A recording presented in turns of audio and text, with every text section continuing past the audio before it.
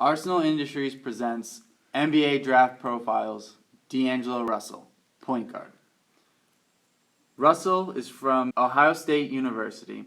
He's 6'5" with a 6'8.5" wingspan and 180 pounds. He's from Louisville, Kentucky.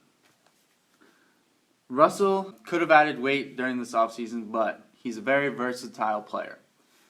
He's a great scorer. He shot 45% from the field and 41% from three, and he demonstrated the ability to create off the dribble.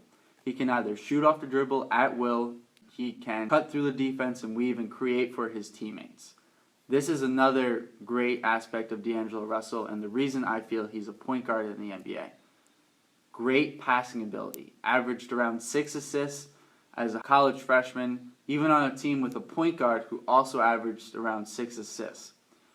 He was the playmaker when they needed him to be, and if you watched any of the NCAA tournament, he was the key ball handler for that team. He also has moxie. He's one of the most confident players I've seen in this entire draft, and he is one of the great ones, I think, in terms of his ability and his confidence in himself. I think those three things that you just mentioned, the combination of them, I think could give him a leg up on what is already a loaded rookie class, and he could potentially be Rookie of the Year. He has, like you said, the great passing ability. He might put up pretty ridiculous rookie assist numbers. He's a potentially deadly scorer. He could be the type of guy who could develop into a scorer at will right away. He's going to be somebody who's going to be able to get his spots, who's going to be able to shoot off the dribble, who's going to be able to be a very effective scorer as a rookie. And I think he might surprise people overtaking the two big men for Rookie of the Year. Okay, some areas that we feel D'Angelo Russell needs some work in. His defensive consistency. He was a very solid defender. He averaged about 1.5 steals per game, which is a great number for a guard in college. However, it's clear when you watch the tape, he takes some plays off. He's a little bit of a gambler.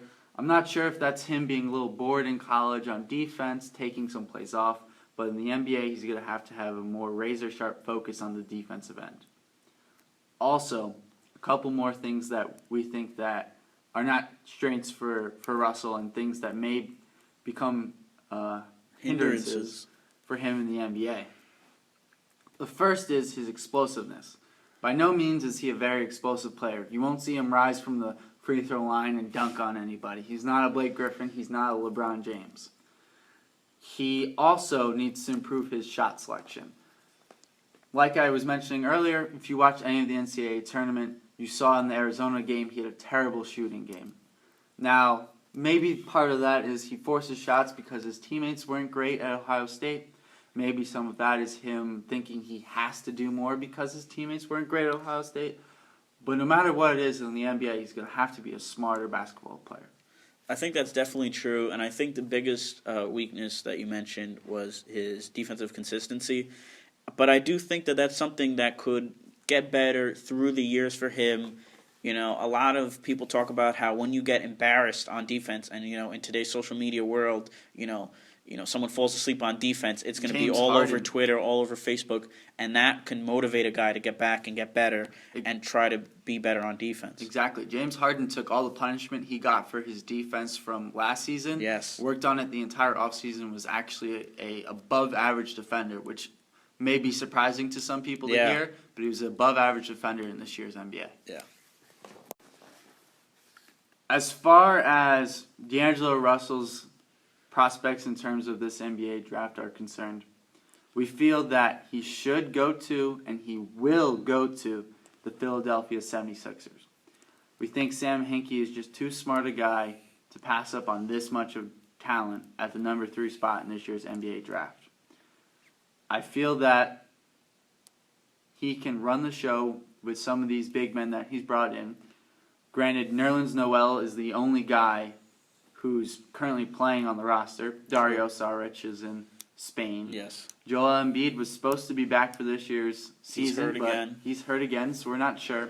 But this team needs a guard to lead them.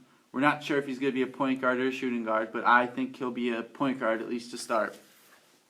So they need someone who can shoot, They need someone who can handle the ball, and I think he does both those things at a very high rate. I think this is a slam dunk pick for the Philadelphia 76ers. I agree, and I think player comparison wise, right away, his floor is probably a Jordan Clarkson who should have gotten more minutes for the Los Angeles Lakers last season. He's very effective. He's a good scorer. He's a good passer. That's his floor. I think ceiling wise, he could be a James Harden type player. I really do. I think scoring wise, he could be hard to stop. I think his defense will get better as he gets along, gets more experience in the NBA. Passing wise, he'll be very effective. He'll be more effective than people will see if he starts at shooting guard instead of point guard. Either way, he can play either position, and we both agree he's going to be a great player. All right, you heard from us. If you have any more players you'd like us to profile or any more 2015 NBA draft material you'd like to hear from us, please leave it in the comments below. And that's a wrap.